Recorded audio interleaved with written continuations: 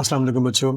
आज हम principles of accounting का पेपर 2 करेंगे। इसके लिए 2.5 घंटे का टाइम अलाउड होता है और इसके 80 मार्क्स होते हैं। इसके 2 सेक्शंस होते हैं। सेक्शन 1 में 2 क्वेश्चंस यानी कि क्वेश्चन नंबर 3 और क्वेश्चन नंबर 4 होते हैं, जिनमें हर एक में 8 शॉर्ट क्वेश्चंस होते हैं और हर एक में से 5 अटेम्प्ट करने होते हैं आपने, और हर शॉर्ट क्वेश्चन के 2 मार्क्स हैं। तो इस तरह क्वेश्चन 2 और क्वेश्चन 3 10 मार्क्स के हुए। ठीक हो गया। सेक्शन 2 में क्वेश्चन नंबर 4 से लेकर क्वेश्चन नंबर 9 तक 6 क्वेश्चंस टोटल होते हैं और हर क्वेश्चन 20 मार्क का होता है, लेकिन इन 6 में से आपने सिर्फ 3 क्वेश्चंस अटेम्प्ट करने होते हैं। ठीक है, चलें शुरू करते हैं। क्वेश्चन नंबर 4 लिखा हुआ है कि a Musa keeps his books under single entry system, his financial position is as under. नीचे साल के शुरू के यानी कि जनवरी 1 2021 के एसेट्स और लायबिलिटीज दी हुई हैं, और दूसरे कॉलम में साल के एंड के यानी कि दिसंबर 31 2021 के एसेट्स और लायबिलिटीज दी हुई हैं। नीचे एडिशनल इंफॉर्मेशन लिखी हुई है कि during the year Musa withdrew cash ₹5,000 and invested fresh capital of ₹15,000, और लिखा हुआ है कि depreciation of building is at the rate of 10% per annum. Then required में लिखा हुआ है कि prepare profit and loss statement. अच्छा जी, यहाँ लिखा हुआ है कि a Musa keeps his books under single entry system, मतलब ये कि सारे अकाउंट्स सिंगल एंट्री सिस्टम के तहत मेंटेन किए जा रहे हैं, जिसका मतलब ये हुआ कि हर ट्रांजैक्शन की सिर्फ एक साइड ही रिकॉर्ड की जा रही है और दूसरी साइड रिकॉर्ड ही नहीं की जा रही, जैसा कि डबल एंट्री सिस्टम में होता है। मिसाल के तौर पर अगर 500 रुपए की कैश में गुड्स परचेज की हैं, तो या तो सिर्फ 500 की परचेजेज लिखी जा रही हैं या सिर्फ 500 कैश गया लिखा जा रहा है, जबकि डबल एंट्री सिस्टम में परचेजेस को 500 से डेबिट और कैश को 500 से क्रेडिट किया जाता है, यानी कि ये ट्रांजैक्शन 2 डिफरेंट अकाउंट्स परचेजेस और कैश में रिकॉर्ड की जाती है। इसीलिए ऐसे सिस्टम को डबल एंट्री सिस्टम कहते हैं, लेकिन क्वेश्चन सिंगल एंट्री सिस्टम का है। ठीक होगी बात।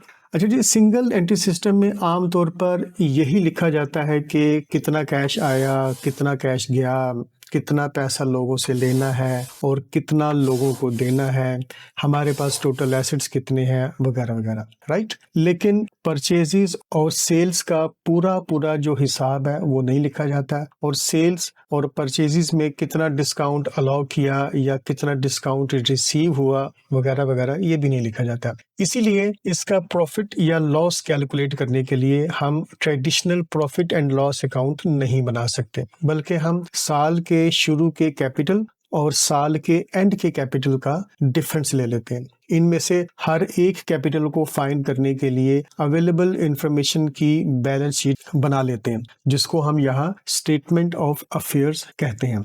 ठीक होगी बात। तो डिसाइड हो गया कि प्रॉफिट और लॉस कैलकुलेट करने के लिए हमें 3 स्टेटमेंट बनानी होंगी। नंबर 1 स्टेटमेंट ऑफ अफेयर्स साल के शुरू की, नंबर 2 स्टेटमेंट ऑफ अफेयर्स साल के एंड की, और number 3 statement of profit and loss. चलें, साल के शुरू के कैपिटल को फाइंड करने के लिए यहाँ लेफ्ट साइड पर लिख लेते हैं एसेट्स और राइट साइड पर लिख लेते हैं लायबिलिटीज।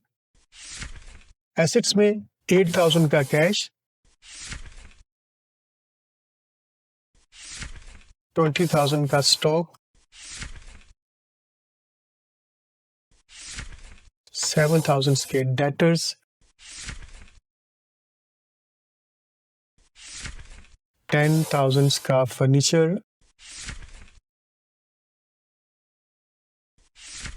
और 60,000 की बिल्डिंग लिख लेते हैं, और टोटल बना 105,000। अब लायबिलिटीज में लिख लेते हैं 16,000 के क्रेडिटर्स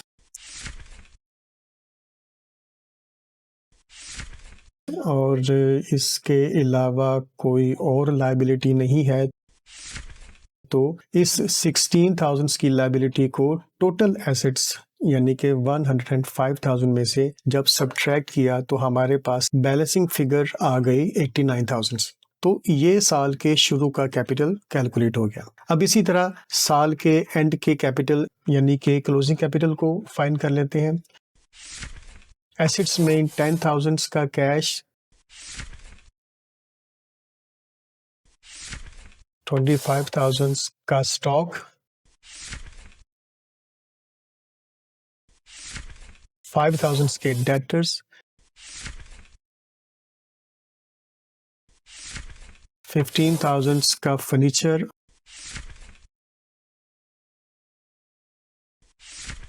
और बिल्डिंग 60,000 की नहीं लिखेंगे। इस पर ये देखें लिखा हुआ है 10% पर एनम की डेप्रिसिएशन है, वो चार्ज करेंगे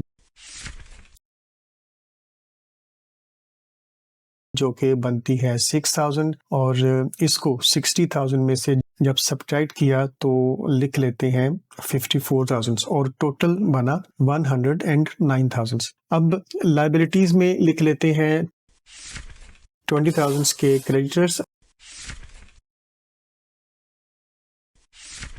और इसके अलावा कोई और लाइबिलिटी नहीं है, तो इस 20,000 की लाइबिलिटीज को टोटल एसेट्स 109,000 में से जब सब्ट्रैक्ट किया तो हमारे पास बैलेंसिंग फिगर आ गई 89,000। तो ये साल की लास्ट डेट का कैपिटल कैलकुलेट हो गया। चलें अब statement of profit and loss बना लेते हैं for the year ending 31 December 2021। Traditional balance sheet में जो वर्किंग हम कैपिटल के साथ करते हैं डिट्टो वही यहाँ पर रिपीट करेंगे। ये बात तो आपको याद ही होगी कि ट्रेडिशनल बैलेंस शीट में हर एक अकाउंट की क्लोजिंग फिगर लिखते हैं और अगर किसी की क्लोजिंग फिगर ना हो तो कुछ एडजस्टमेंट करके उसकी क्लोजिंग फिगर बना लेते हैं, जैसे कि नॉन करंट एसेट्स जो है वो आफ्टर डेप्रिसिएशन लिखे जाते हैं, मतलब आफ्टर डेप्रिसिएशन उनकी क्लोजिंग फिगर आ जाती है। इसी तरह यहाँ जो कैपिटल आप लिखा करते हैं वो एक्चुअली ओपनिंग कैपिटल होता है, लेकिन उसमें कुछ न कुछ प्लस या माइनस करके उसकी भी क्लोजिंग फिगर ले लेते हैं।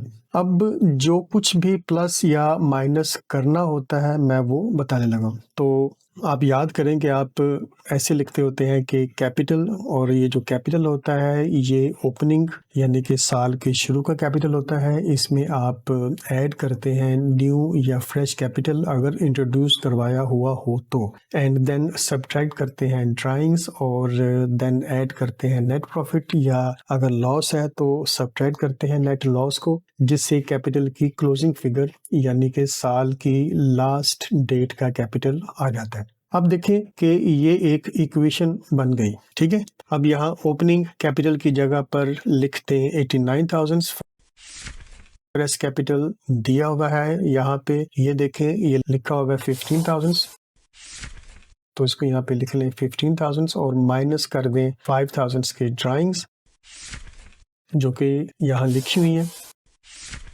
एंड देन प्रॉफिट और लॉस को एज इट इज छोड़ दें क्योंकि ये हमने फाइंड करना है, और इक्वल के बाद क्लोजिंग कैपिटल की जगह ये कैपिटल लिख दें 89,000, ठीक है। अब तमाम अमाउंट्स को इक्वल सिंबल की राइट साइड पर शिफ्ट कर दें और एज पर मैथमेटिकल रूल्स शिफ्टिंग में सिंबल्स चेंज कर दें, ठीक है।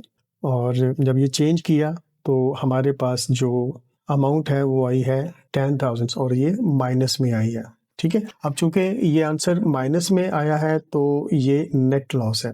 इसी को आप चाहें तो इसको स्टेटमेंट में भी बना सकते हैं इस तरीके से जैसे मैं ये बना देता हूँ आपके सामने, यहाँ पे लिख लें। और अगर मैं सेम इसी इक्वेशन को यहाँ पर रिप्रोड्यूस करूँ तो मैं स्टार्ट करूँगा कैपिटल जो कि साल के एंड का था और इसमें ऐड कर लेते हैं ड्राइंग्स, देन इसमें जो एडिशनल कैपिटल है जो फ्रेश कैपिटल इंट्रोड्यूस करवाया वो इसमें से लेस करते हैं, और देन इसमें से वो कैपिटल जो साल के शुरू का था वो इसमें से सब्ट्रैक्ट करते हैं। तो देखें फिर भी हमारा जो आंसर है वो -10,000 आया, यानी कि ये लॉस है, ठीक है। उम्मीद है आपको समझ आ गई होगी।